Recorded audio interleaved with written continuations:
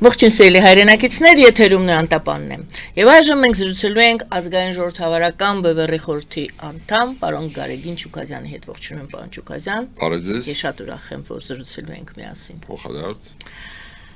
Փաշինյանը Մոսկվայից ուղևորվել է Նյու Յորք այս ժամին թռիչքի մեջ է։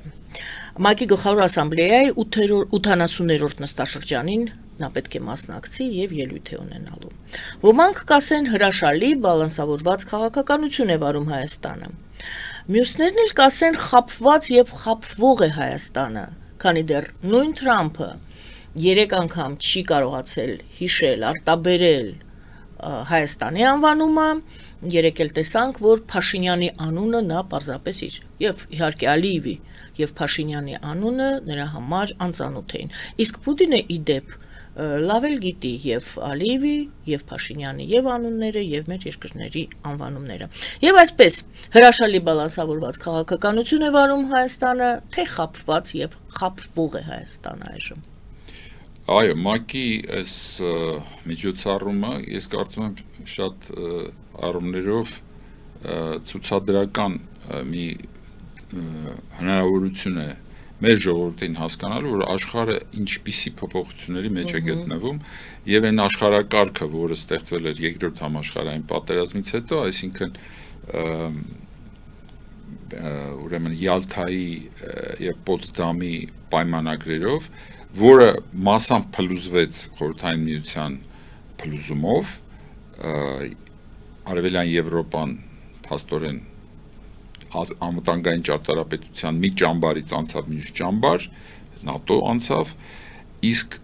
առաջի համաշխարհային պատերազմի ընթացքում ձևավորված այդ աշխարհակարգը, որը կիսատ էր փաստորեն Սայքս-Պիկոյի հնարավորություններով ստեղծված սահմաններ արհեստական մերձավոր արևելքի,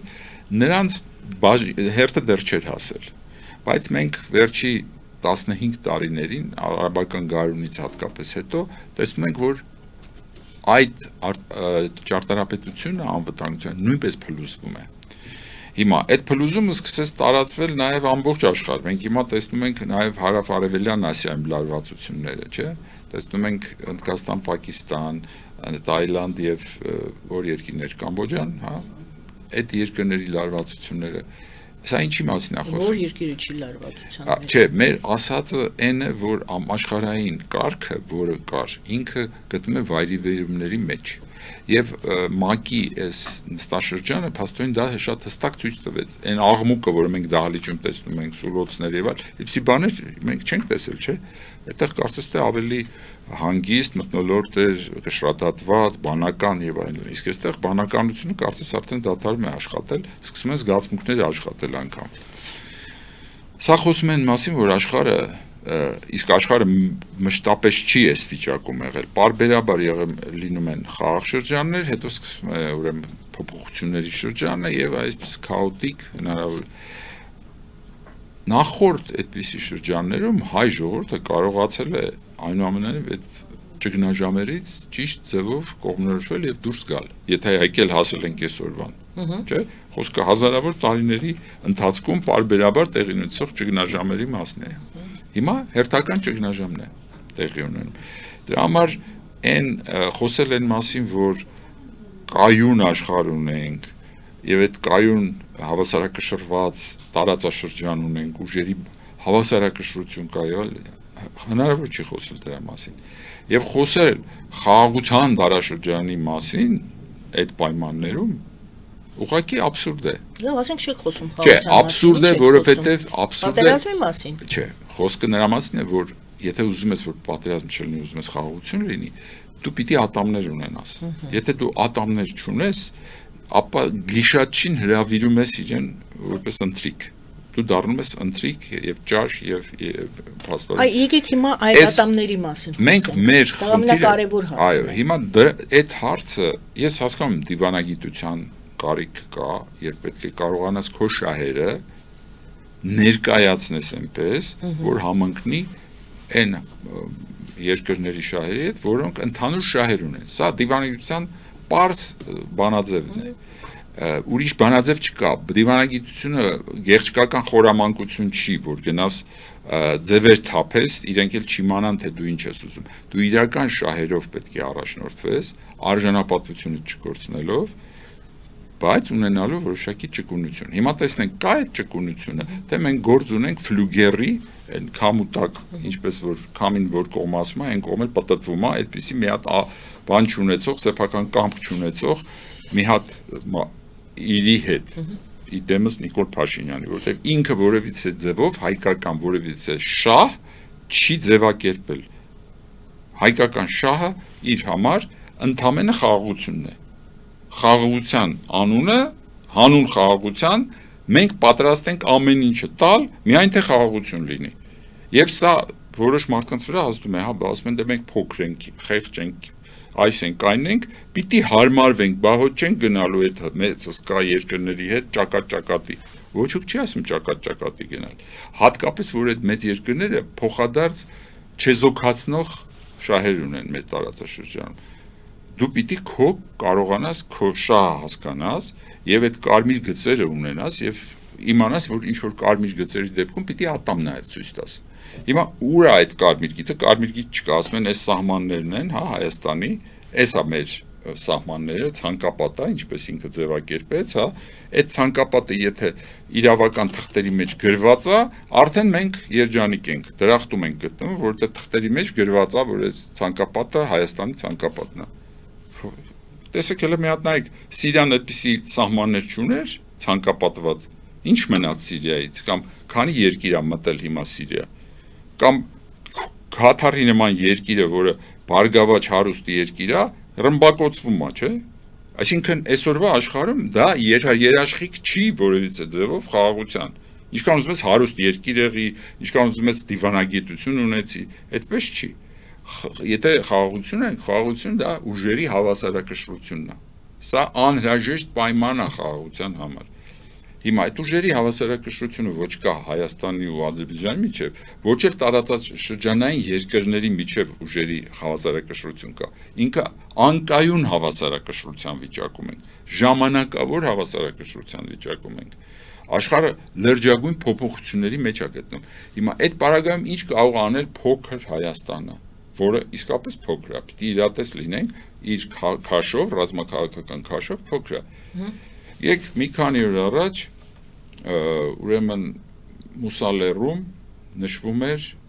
Մուսալերան հերոսամարտի 110-ամյակը, բավականին կարևոր առիթ էր, եւ այդ առիթը ֆրանսիական կառավարությունը պիտի պատվեր պաշտպանության նախարարության ներկայությամբ ֆրանսիական։ Ինքը վերջի օրերին նշանակվեց վարչապետ Ֆրանսիայի եւ ներկա չէր, բայց ֆրանսիական պատվիրակությունը եկել էր, այդտեղ ներկային թե սենատի ներկայացուցիչներ բարձրաստիճան, թե դեսպաններ ներկա, թե ծովակալ կար, թե ռազմական ներկայացուցիչներ, գրողներ, մտավորական հսկա ֆրանսիական պատվիրակություններ, որը եկել էր Մուսալերան հուշարձանում նշելու հայկական հերոսամարտի 110-ամյակը։ Իշխանության կողմից ներկա էր միայն համայնքապետը Արմավիրը, որը զոհվեց մի քանի օր առաջ։ Ուրիշ մարդ չկար իշխանության ներկայացուցիչ, որը նաև ընդդիմության ներկայացուցիչ էր, այլև իշխող կուսակցության ներկայացուցիչ չէր։ Եվ այդ միջոցառումը անգամ ցույց տվեց այն անպատվաբեր վիճակը, որում գտնվում ենք մեր հայ ժողովուրդը։ Այսինքն մեր այն դասը, որը մեր ամբողջ 100-ամյակի համար դաս դառավ նաև հրեա ժողովրդի համար, հա, որ իրենք դասագիրք սարքեցին դիմադրությունը ինչպես պիտի կազմակերպել հրեա ժողովրդի ամբողջ աշխարհով մեկ։ Մուսալերան 40 օրը բեսթսելեր է եղել 30-ական թվականներին, հարյուրավոր միլիոն օրինակներով վաճառվել է, ֆիլմեր են փորձել նկարել եւ այլն։ Այդ ամբողջը մեր համար արժեք չի այլևս։ Հասկանում եք։ Բարեբախտաբար այդ օրը ներկա էր սփյուռքահայ գործարար, գրող, հրապարակախոս Վահան Զանոյանը, որը հրաշալի ելույթ ունեցավ, եւ ես խորհուրդ կտամ մեր ուրեմն ունկնդիրներին ազգային ժողովրդավարական բևեռի Facebook-յան էջում մենք ամբողջությամբ այդ ելույթը դրել ենք։ Դուք կարող եք ծանոթանալ մանրամասնությամբ, ես հիմա շատ արագ պիտի թեզը ասեմ, որը կարևոր եմ համարում, որտեղ ինքը փորձում է այդ հիմնական դասը մեր այսօրվա համար արտածել Մուսալերան պատմությունից։ Ասում է, տեսեք, 15 թվականին հայությունը այնպես չէր, որ ինքնությունը կորցրել էր, Աստծուն չէր հավատում, շատ հավատացյալ ժողովուրդ էր, ավանդապաշտ, եւ իրենց այդ հավատքով իրենք գնացին Տերզոր։ Եվ նույն հավատացյալ ժողովուրդը կար նաև Մուսալերում, բայց Մուսալերի ժողովուրդը մի բանով էր տարբերվում, որ իրենք ոչ միայն հավատք ունեին առ Աստված, նաև հավատք ունեին առ իրենք իրենց նկատմամբ։ Իրենք գիտեին, որ Աստված իրենց տվել է ազատ կամք, եւ այդ ազատ կամքը եթե դու չես օգտագործում, դու Աստծո դեմ ես գնում։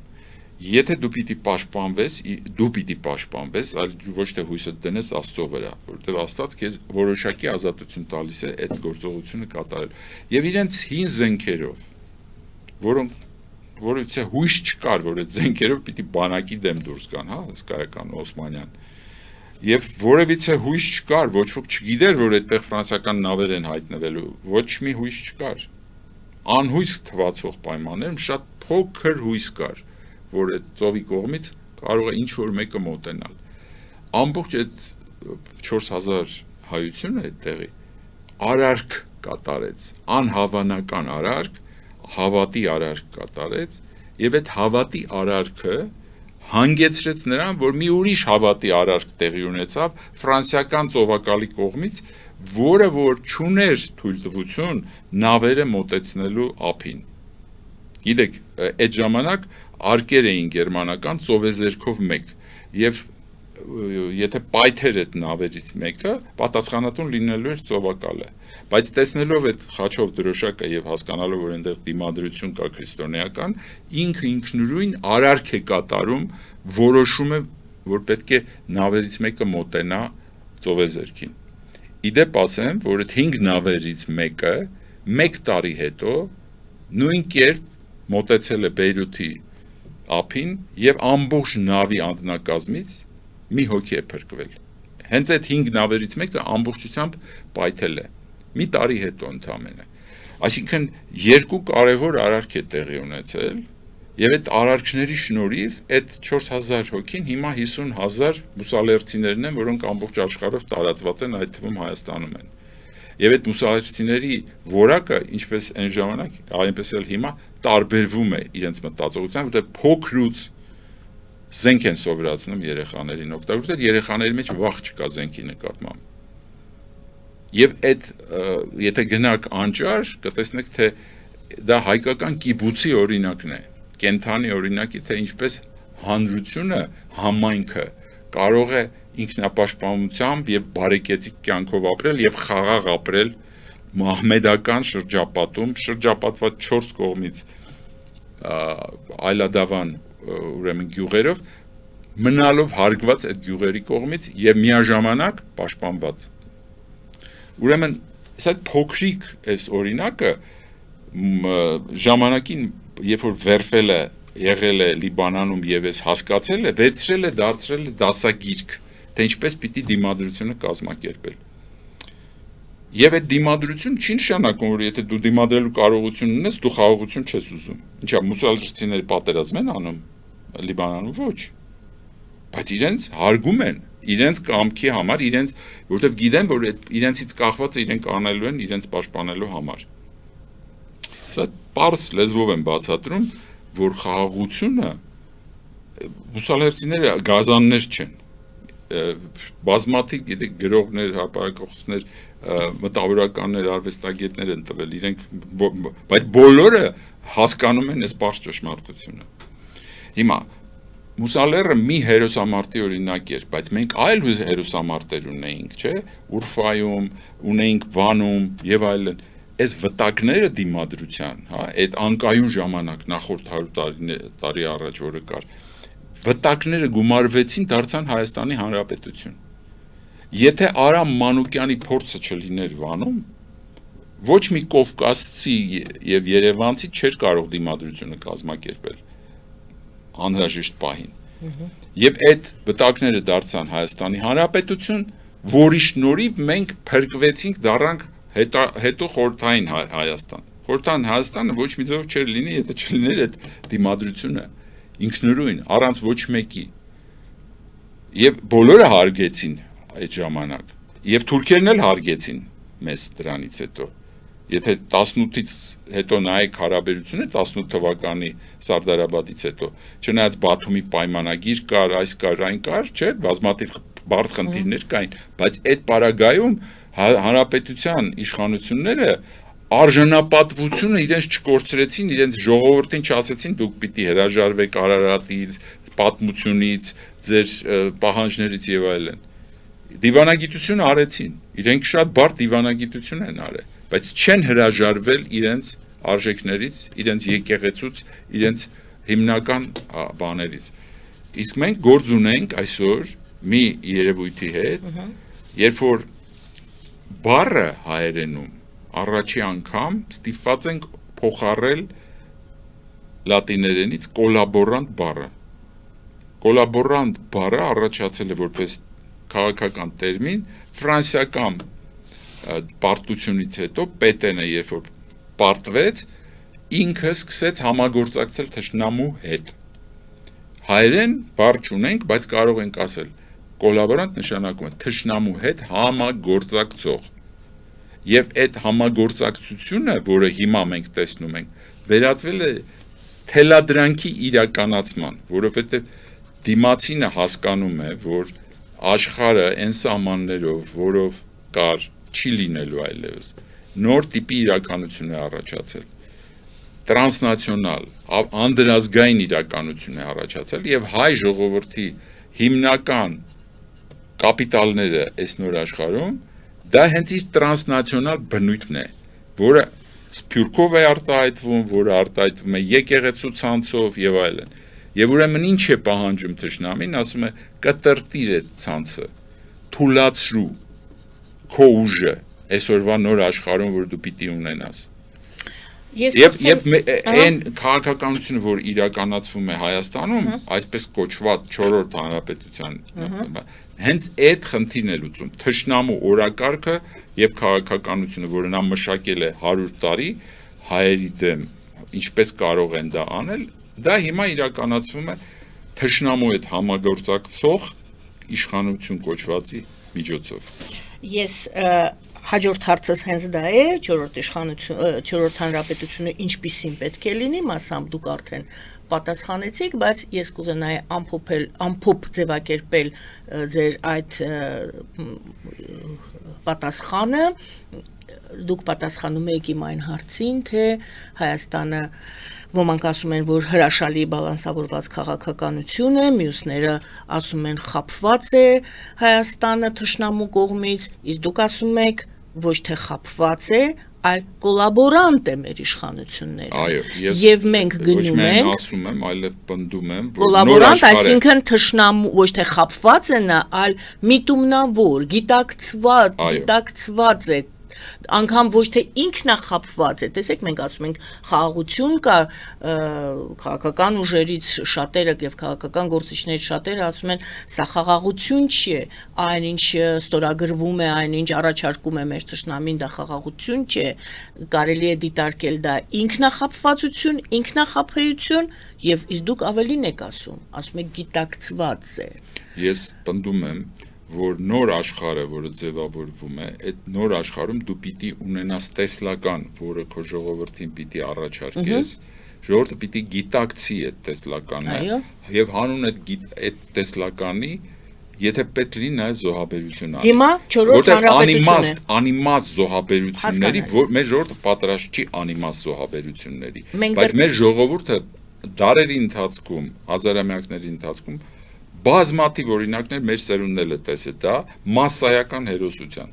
Դրա համար հարցը այդ չի, որ մեր ժողովուրդը հիմա պատրաստ չի այդ դրան, այլ հարցը այն է, որ տեսլականը քանի որ չկա, ժողովուրդը շփոթված է, հա, եւ անիմաստ ձևով չի ուզում որևիցե ձևով զոհաբերել իրեն, բայց խնդիրը այն է, որ դու կարողանաս ներկայացնել նոր աշխարհը, ցույց տաս, որ այդ նոր աշխարհում դու տեղ ունես, դաշնակիցներ ունես եւ հանուն այդ տեղի դու պիտի կարողանաս նաեւ ատամներ ունենաս։ Ատամների հարցը անպայման կասենք, որտեվ առաջին հենց հարցից եկավ, որ իմ հարցին դուք ասում եք խաղաղության մասին ինչ պետք է խոսել, ես հարցեցի, բա ինչի պատերազմի, ասացիք ատամներ պետք է ունենալ։ Ատամներին մենք անդրադառնանք, բայց դուք այդ դրվագը նկարագրեցիք, այդ մուսալերան դրվագը, որտեղ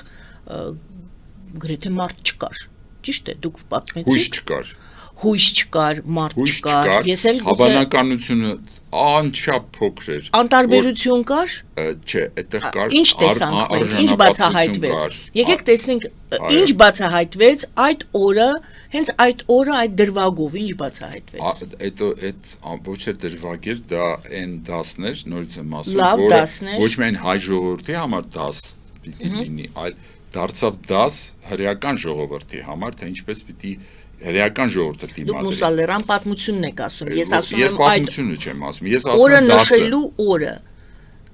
Լավ չհասկացա։ Այդ օրը դուք ասում եք մարդ չկար։ Չէ, մարդ իշխանությունից չկար, կար անդունդ ժողովրդի, որը այդտեղ ամբողջովին հրաշալի միջոցառում անցկացրեցին եւ հայրենասիրական երգերով, բառերով,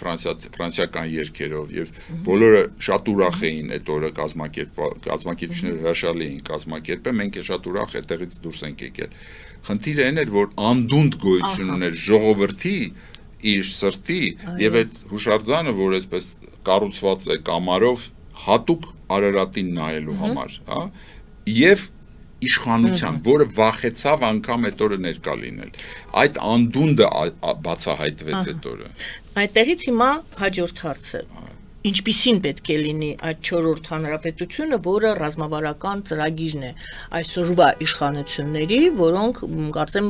հունիսի 7-ին է, հա, ընտրությունները, ընտրություններից հետո ոնց որ թե պատրաստվում են դեռ 4-րդ հանրապետություն ղեկավարել։ Ինչպիսին է տեսնում այսօրվա ղեկավարությունը այդ 4-րդ կոչված հռչակած հանրապետությունը։ Ուրեմն ուր է տանում ժողովրդին այսօրվա իշխանությունը իր որ իրենք հռչակել են 4-րդ հանրապետություն, թող իրենք էլ ապրեն իրենց 4-րդ հանրապետության մեջ։ Ժողովրդի հետ դա ոչ մի կապ չունի, ժողովուրդը լրիվ ուրիշ իրականության մեջ է ապրում եւ որոշակի, ասենք, ընկճախտ կա, խնդիրները շատ լուրջ են ժողովրդի, թե նյութական, թե բարոյական, թե հոգեբանական, շատ լուրջ խնդիրներ ունի մեր ժողովուրդը, բայց մեր ժողովուրդը 4-րդ հանրապետությունում չի ապրում։ Մեր ժողովուրդը ապրում է լրիվ ուրիշ իրականության մեջ։ Հիմա այդ իրականության մեջ որոշակի ուղղություն տալու խնդիր կա, որովհետև այդ ծովի մեջ դու պիտի հասկանաս քո նավահանգիստը որն է, որ ճիշտ ձևով քամիները օգտագործես, չէ՞, գնալու համար դեպի քո նավահանգիստը։ Այդ նավահանգստի հարցն է, որի շուրջ պետք է մեր ժողովրդի հետ խոսել։ Կա այդ նավահանգիստը, որտեղ մենք կարող ենք իսկապես հանգիստ բառը խաղաղության բառի հետ է, չէ՞, նման, այո, գնալ, շարժվել դեպի այդ խաղաղությունը։ Որն է այդ ճանապարհը։ Այս փոթորկուն ծովում, որտեղ փոթորիկ է, փոթորիկի ծովում նախ եւ առաջ դու պետք է ունենաս հավատ։ Եթե դու հավատ չունես, հոգևոր ներաշխար չունես, դու հենարան չունես ուրեմն ոչ մի բանի։ Ուրեմն շատ կարևոր է այդ հոգևոր հավատի խնդիրը։ Ես եկեղեցին մեր եկեղեցու հարցը պատահական չի, որ այսօր սրվել է։ Ամբողջ աշխարհում է սրվել։ Տեսեք, փոթորկուն ծովում, եթե նկատեք, Եվրոպայի նման բարեկեցիկ, Միացյալ Նահանգների նման բարեկեցիկ երկրում հանգարց արժեքների եւ կրոնի քրիստոնեության հարցերը դարձան հիմնական հարցեր։ Ընտրությունների որոշող պահպանողական ուժեր են գալիս իշխանության։ Ինչպես պատահեց դա, որտեղ փոթորիկ է, փոթորիկի ժամանակ արժեքներից պիտի բռնվել։ Այդ արժեքները, առանց այդ արժեքների հնարավոր չի։ Ուրեմն սկսենք դրանից, որ այդ հոգևոր վերադարձ դեպի հոգևոր ակունքները, որը մարդուն որոշակի ամրություն է տվել, դա հազարամյակների ընթացքում։ Նույնը մեզ է ամբողջ աշխարհը եւ մենք նորից պետք է վերագտնենք այդ հոգևորը։ Եթե այդ հոգևորը չենք գտնելու, մենք հենարան չենք ունենալու։ Առաջին, ուրեմն, դա նշանակում է, որ որոշակիորեն լուրջ վերաբերմունք ունենալ նաև բուն կառույցի, եկեղեցու կառույցի նկատմամբ, որովհետև դա միակ հայկական հաստատությունն է, որը 301 թվականից մինչև այսօր գործում է։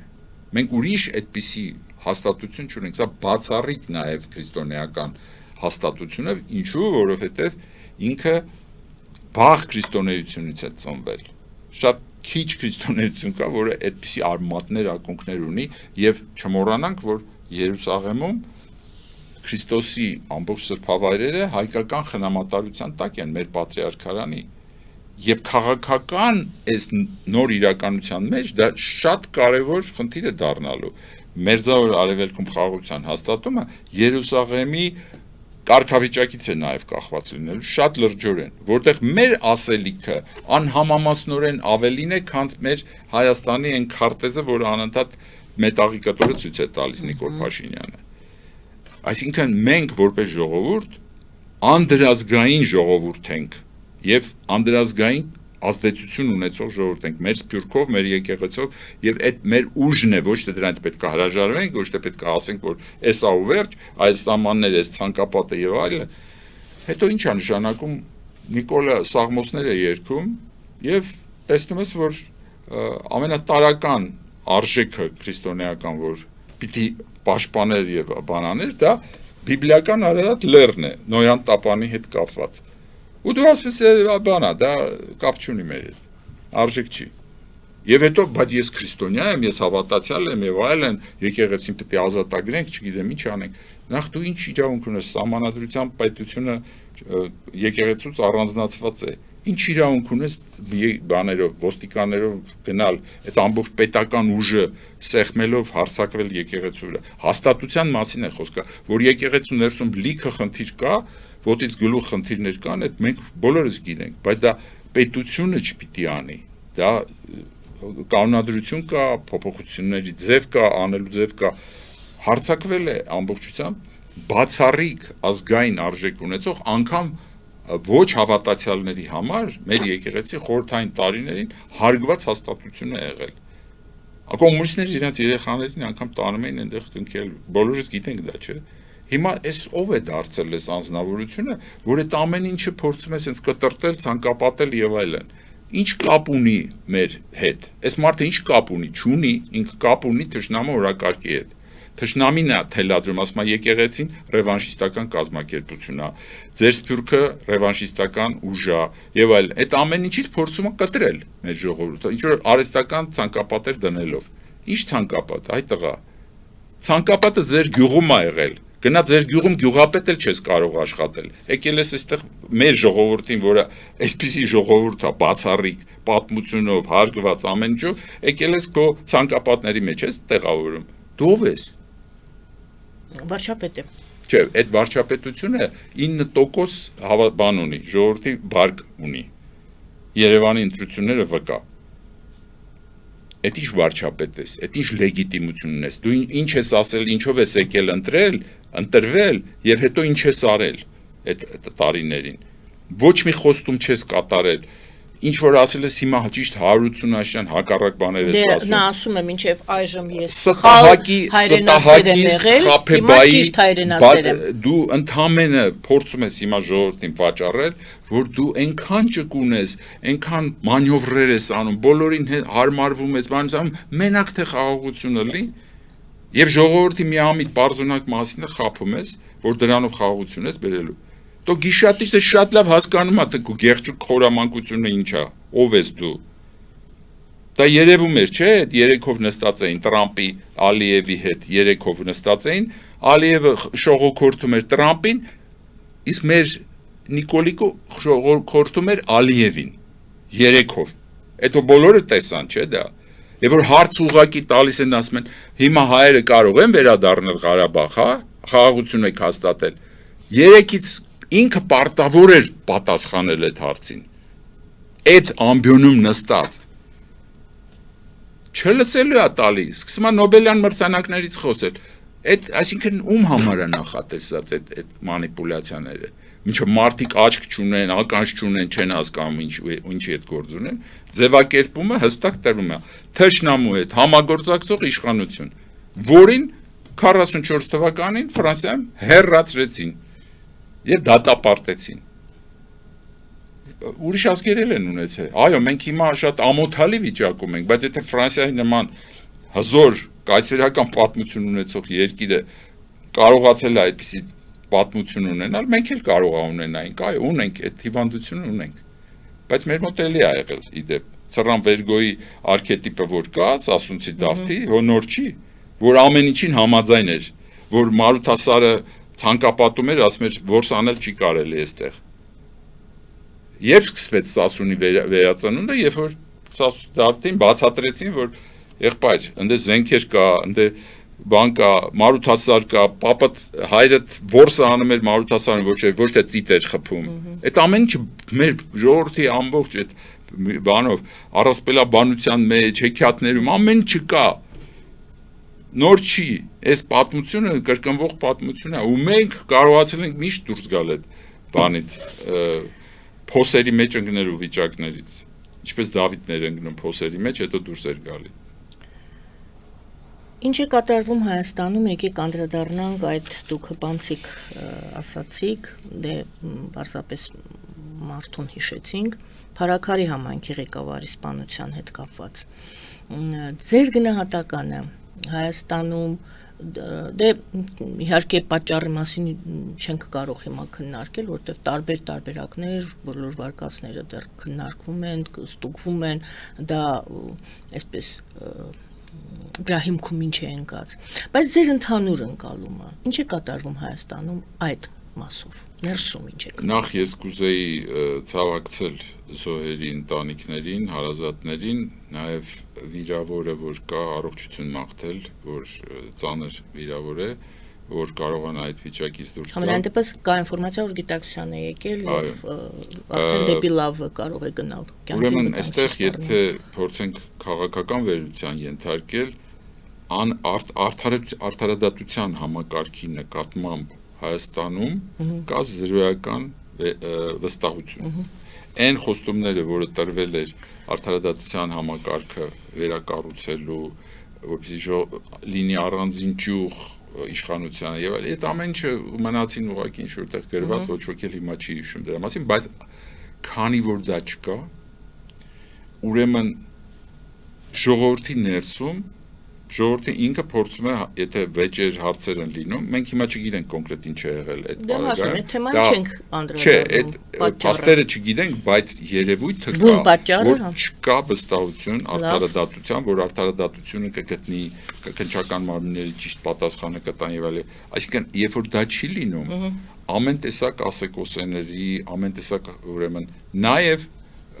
հնարավոր է նաեւ, ես չգիտեմ, վրեժի ինքնուրույն վրեժի լուծման ինչ-որ տարբերակներ։ Այստեղ պատասխանատվությունը նորից մնում է պետության այս իշխանությունների վրա, որովհետև եթե այդպիսի բան լինում է, դու պիտի կարողանայիր կանխեիր։ Եվ հիմա մենք էլի չգիտենք թե այս քննությունը ինչպես է վարվելու, որովհետև չկա վստահություն, որ այդ մարմինները աշխատելու են այնպես առանց վստահության, առանց իշխանության թևերի նկատմամբ տարանջատման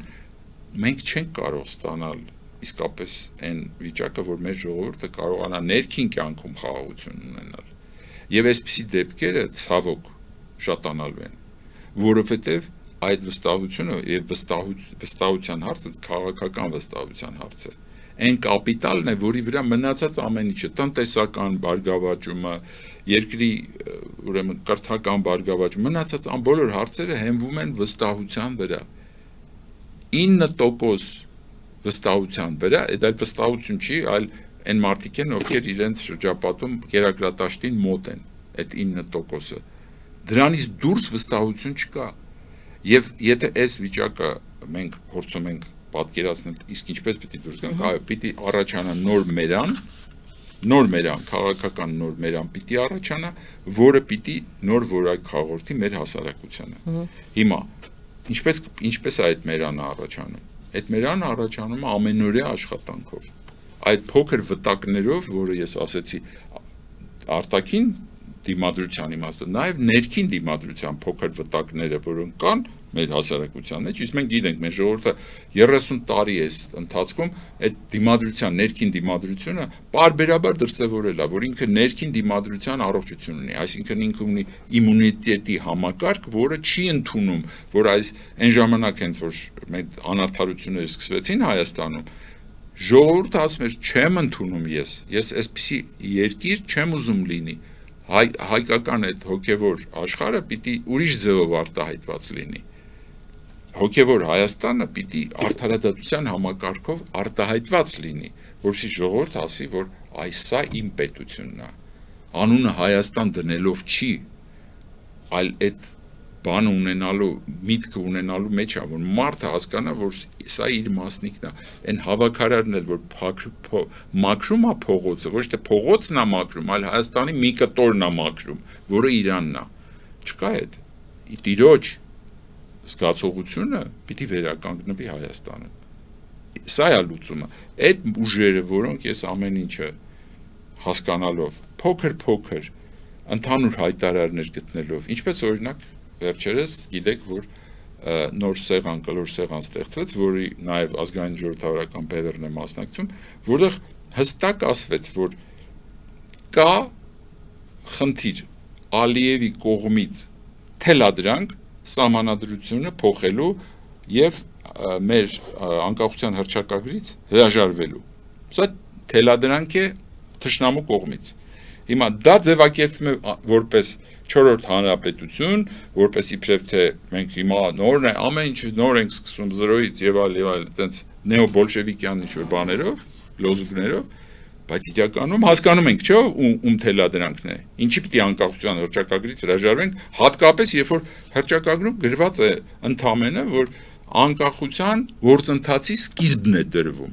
Չէ, չի գրվում, որ վերջացել է, կարող ես մի հատ էլ ուրիշ փաստաթղթով շարունակել, բայց չէ, հրաժարվում ես դրանից։ Ինչի՞ս հրաժարվում, որտեղ թելադրանք կա։ Այնտեղ գրվածը ասում է, բանի մասին է, դե մենք Թուրքիայի այդ կարմիր բան ենք, կտորներ ենք օգտագործում, ցլերը կատաղելու են։ Այդ ինչի, ասենք, ցլերը, անգլիական ցլերը միջև հիմա չեն կատաղում, որ Իռլանդիայի բանում սահմանադրությունում գրված է, որ ամբողջ կղզին դա Իռլանդական հանրապետությունն է։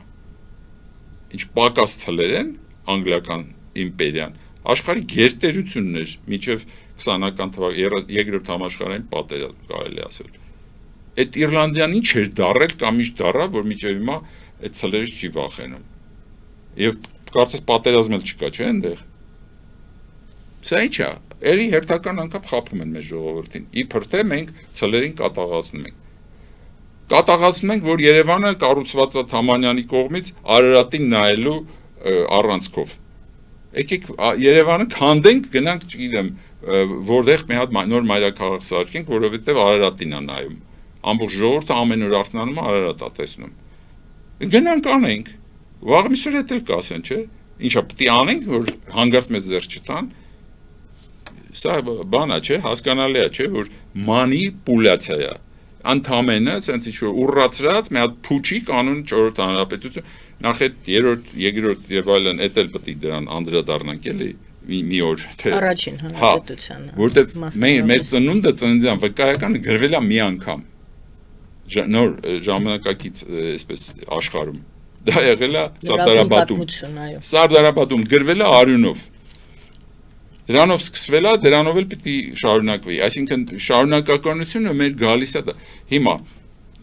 ինչ պիտի հասկանալի է, որ մենք ինչ որ բաներ պիտի փոխենք։ Բա իհարկե պիտի փոխենք։ Եթե ամեն ինչ ճիշտ լիներ այս 30 տարվա ընթացքում, ապա սննկացած հանրապետություն չէինք ունենա, սա սննկացած հանրապետություն է։ Հիմա սննկացած հանրապետության հետ կամ բիզնես ուզածդ նախագծի հետ բարոյապես սննկացած։ Ինքը նախևա, չէ, ինքը որպես պետության նախագիծ սննկացած նախագիծ է։ Այո, հիմա մենք որպես պետություն սննկացած պետության հետ failed state գաղափարը կար, չէ, անգլերենով ասում են, հայերեն կարելի է այդպես թարգմանել։ Սննկացած նախագծերի հետ բիզնես երկու ճանապարհ կա։ Կամ դու լուծարում ես եւ հիմա իրանք լուծարման հանձնաժողով են ստեղծվել իրանք պարլամենտով, իրանք իշխանությունով, դա Հայաստանի Հանրապետության լուծարման հանձնաժողովն է։ Եվ հենց դրանով զբաղված են, իրենք ասում են մենք լուծարում ենք, նոր ենք ուզում ստեղծենք, չէ՞։ Բայց իրական լուծարում են։ Կամ լուծարում ես, կամ ասում ես եկեք նայենք այս սննկացածի մեջ կենսունակ մաս կա, թե չէ։ Այդ կենսունակը առանձնացնում են, մենեջմենթը փոխում են ընկերության, եւ այդպես երկրորդ ընկերությունը շարունակում է առաջինի կյանքը, արդեն վերափոխված ձևով։ Հիմա այս երկուսի մեջ հաջորդը պետք է որոշի ինքը ինչ անում։ Պատրաստ է բոլորով հարակվեի գնալու, լուծարելու եւ ցրվելու որպես նոր գնչու դառնալու աշխարհում։ Թե ինքը ասում է, չէ, մենք ստեղ կենսունակ ինչ-որ բան կարանք, դեռ կա մեր ժողովրդի մեջ կենսունակ մի ման, այդ կենսունակով հավաքվենք, մերանը սարքենք, նորից ստեղծենք մի հատ նոր նախագիծ։ Բայց այդ նախագիծը շարունակի այդ նույն անկախության հռչակագրի այդ գիծը, որ անկախության process-ը սկսվել է, ասվել է, վերցնում ենք, շարունակում ենք։ Մի բան էլ ավելացրեք, բայց դուք լուծարում եք, դուք հրաժարվում եք ամբողջ արժեքներից, դուք փակում եք ամեն ինչը, բոլշևիկների նման, հարձակվել եք բոլոր արժեքների վրա, եւ ձեզ թվում է, որ դուք բոլշևիկներից ավելի ուժ եք ունենալու այդ նման նախագիծ իրականացնեք, բոլշևիզմը բան էր, հենվում էր շատ ամուր եւ այսպես ասած խոր արմատների վրա եվրոպական, դուք ով եք այ գեղցիներ, ում վրա եք հենվում, ինչ գաղափարի, աշխարհը այսօր լրիվ ուրիշ ուղղությամբ է գնում, հələ մի հատ նայեք Լոնդոնի ցույցը, որ եղավ, ինչի հանկարծ այդ լոնդոնցիները, ինչա անգլիացիները ինչ պատահեց, կամ Միացյալ Նահանգների գործընթացները, լրիվ ուրիշ ալիք է, այս սրանց այդ այսպես վայելքների,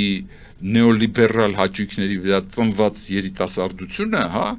ինքը ապագա չունի անգամ Եվրոպայում, չունի Միացյալ Նահանգներում, չունի աշխարհում, սրանց ժամանակը շատ կարճ է լինելու։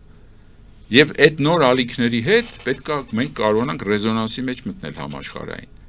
Դրա համար էլ գնում ենք հասնում ենք Լոնդոն, գնում ենք հասնում ենք Վաշինգտոն, հանդիպում ենք իրանց լորդերի, չգիտեմ, այլ բանը դեպուտատների եւ այլի հետ։ Ինչի համար, որովհետեւ նոր աշխարհն է ծնվում։ Այդ նոր աշխարհի մեջ պետք է նոր մերան լինի։ Եվ այդ նոր մերանը Հայաստանում լինելու է։ Եվ իսկապես այդ շարունակականությունը նորացված, այո, նորացված լինելու է, չի լինելու հինը, լինելու է նորացված, բայց հենվելու է այդ շարունակականության վրա, թե եկեղեցու շարունակականության վրա, թե ազգային այդ անկախության հռչակագրի շարունակականության վրա։ Այս է, որ այս փուչիկներից մեր ժողովուրդը պետք է կարողանա տարբերի,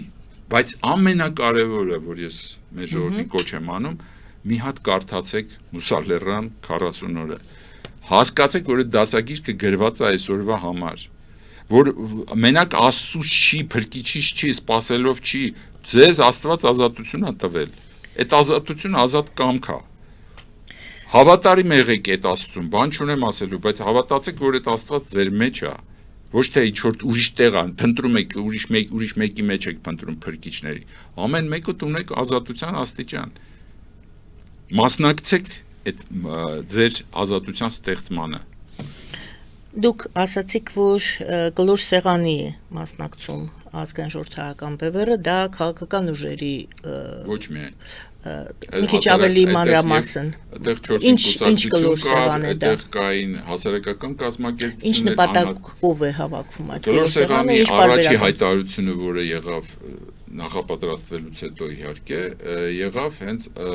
ի պաշտպանություն անկախության հռչակագրի նկատմամբ ոտնձգությունների, որը որ կատարում է Ալիևի պահանջով։ Այսինքն այդ տեքստը որ նայեք, կտեսնեք մանրամասն բացատրած է, թե ինչու մենք պետք է կարողանանք դիմադրություն ստեղծել պաշտպանելու համար անկախության հռչակագիրը եւ թույլ չտալ, որ ասենք նա նրանից հրաժարում լինի։ Սա առաջի փաստաթուղթն էր, որ ընդունվեց, երեք երկրորդ հանդիպումն է եղել, կլինի նոր հայտարարություն այս անգամ այդ սպանության հետ կապված, բայց կլինեն այլևայլ ուրիշ հայտարարություններ, որոնց մասին ավելի ուշ։ Սա նախընտրական բնույթ է կրում, Ես բացատրեմ ձեզ։ Շրջանին բնորոշ է այդ այստեղ երկու սցենար է հնարավոր։ Մի սցենարն է, որ այո, այս ուժերը կարողանում են հասցնել, մոբիլիզացվել միջև ընտրությունները, որոշ ներկայացուցիչներ խլոր սեղանի գտնում են, որ այո, հնարավոր է դա եւ իրենք պատրաստվում են, այլ ուժեր կան, որոնք գտնում են, որ ավելի հնարավոր է այլ սցենարով զարգանան իրադարձությունները եւ այդ ընտրություններով հարցը չլուծվի, այլ հետընտրական գործընթացներ լինեն կամ լինի ավելի երկար գործընթաց, որտեղ առաջիկա 2 տարում խոշոր հեղաբեկումներ են սպասվում տարածաշրջանում։ Մենք չգիտենք ինչքան արագ դա տեղի կունենա, նույն Իրանում կամ մեր կապված հյուսիսում, հարավում եւ այլն։ Այդ առումով տարբեր սցենարներ կարող են լինել, այստեղ բոլորը մենք հավաքվել ենք ոչ թե իրար համոզելու համար այս կամ այս սցենարի, այլ ասում ենք այս սցենարի դեպքում էլ պիտի պատրաստ լինենք, այս սցենարին էլ պիտի պատրաստ լինենք։ Հիմա որոշ ուժեր պատրաստվում են արդեն ընտրություններին, կլոր սեղանի մասնակից, որոշ ուժեր գտնում են, որ քիչ հավանական է, որ այս ընտրությունների ընթացքում դա տեղի ունենա, բայց դա չի խանգարում համագործակցելուն։ Այսինքն ասել, որ դաշինք է ստեղծվում, չէ։ Դաշինք չէ, համախոհների։ Իսկ համախոհների կարելի է ասել։ Ես չեմ կարող ասել, որ դաշինք չի ստեղծվում։ Ես չեմ էլ կարող ասել, որ դաշինք ստեղծվում է։ Այսինքն ինքը գործընթաց է սկսվել, շատ դրական, եւ մեր ժողովուրդը ողջունում է դա, մենք տեսնում ենք դա։ Շատ առողջ գործընթաց է, առողջ երկխոսություն է, որի ընթացքը ցույց կտա։ Եվ եւս մեկ հարց ներող եղեք, դա հարցեր են հաստատ, որ վստահ եմ, որ հարցերը լինելու են մարդկանց մոտ, ովքեր մեզ լսում են, դե չեմ ուզում էլի նախքին ներկա սև սպիտակ եւ այլն այդ ամբողջի այդ ծուղակի մեջ նորից հետ բերել, բայց հարցը լինելու է նախքիններից մարդ կա այդտեղ, թե ոչ։ Եթե կա ինչ քաղաքական ուժ կամ ովքեր կարող են լինել, որոնք նույնականացվում են այսպես նախկին հասկացողության մեջ։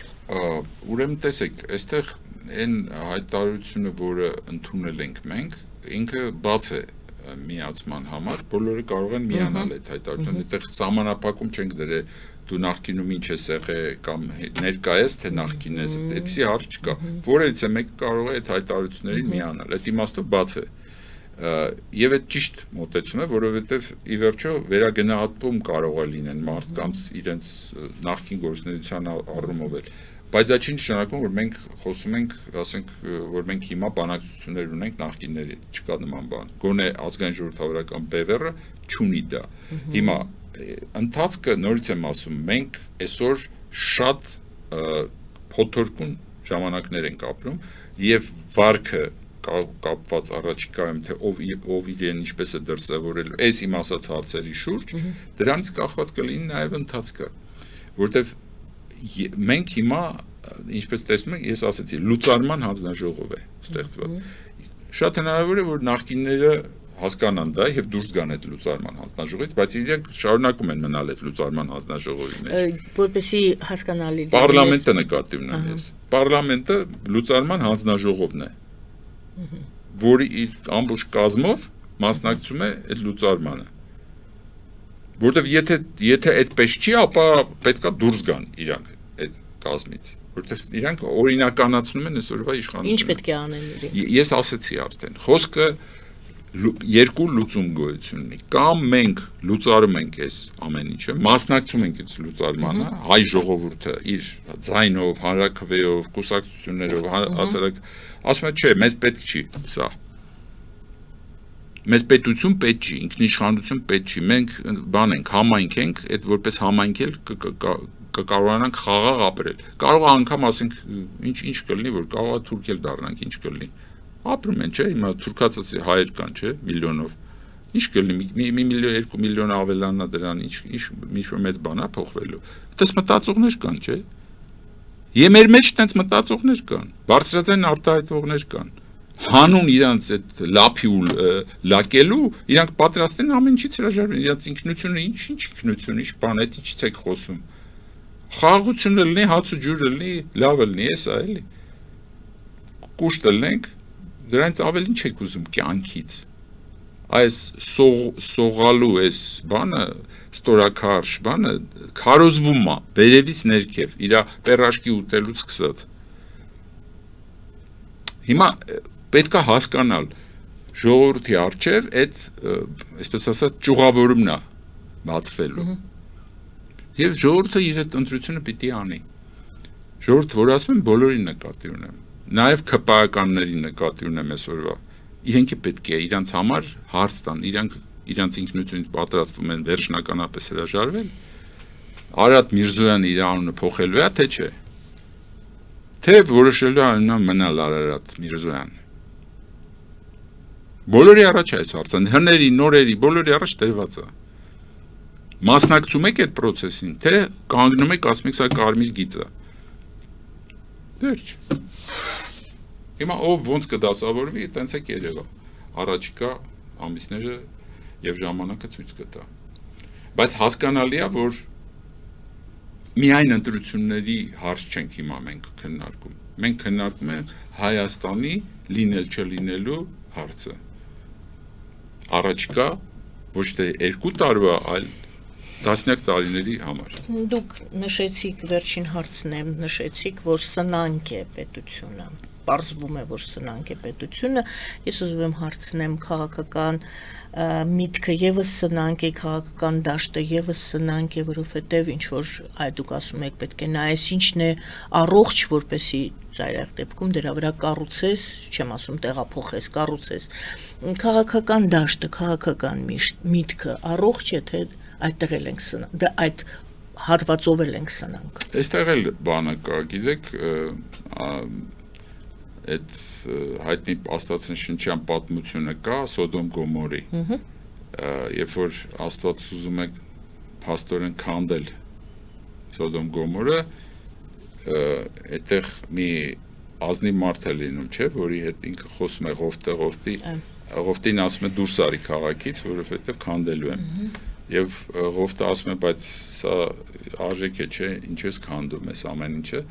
ասում է 10 քո նման մեկին գտիր, եթե 10 լինի, այդ քաղաքը չի մնա, կմնա։ Այդ պատմության մեջ հետաքրքիր բան կա, որ 10-ի մասին է խոսում, ինչու 10,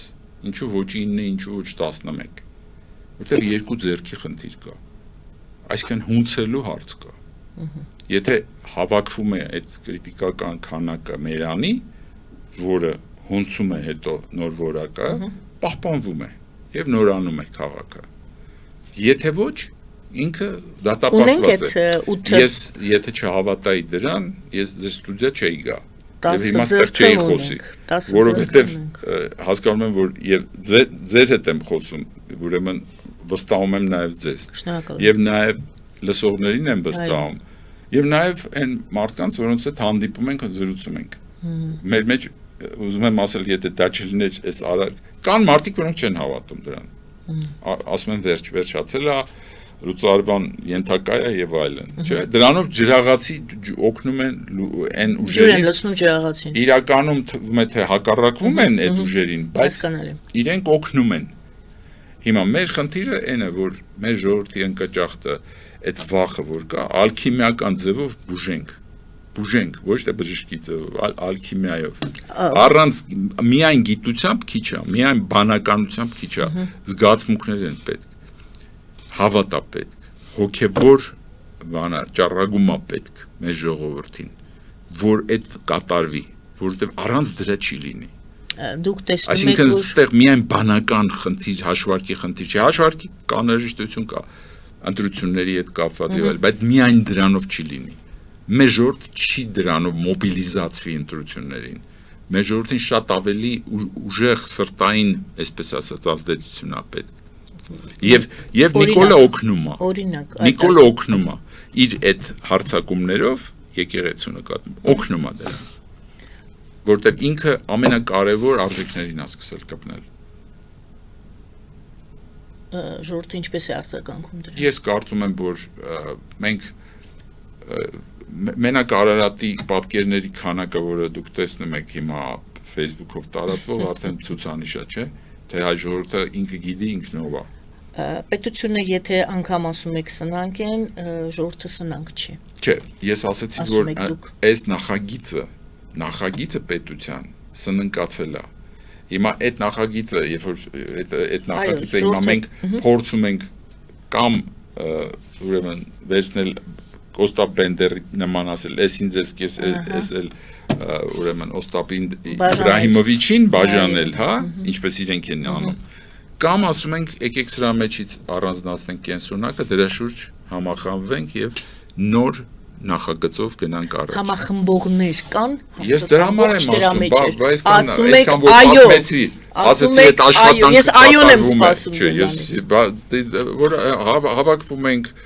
բացա, չէ, այդ ամբողջ տվյալները, որ մենք թաքուն չենք անում այդ ամեն ինչը։ Շնորհակալ եմ, պարոն Չուխազյան, ձեզ շատ չարչարեցի, տանջեցի։ Հարց չկա։ Շնորհակալություն սիրելի հայրենակիցներ, Գարեգին Չուխազյանն էր մեր զրուցակից ազգային ժողովրդական բևեռի խորհրդի անդամ, զրուցում եմ ես Գայանե Առաքելյանս, բարին ձեզ։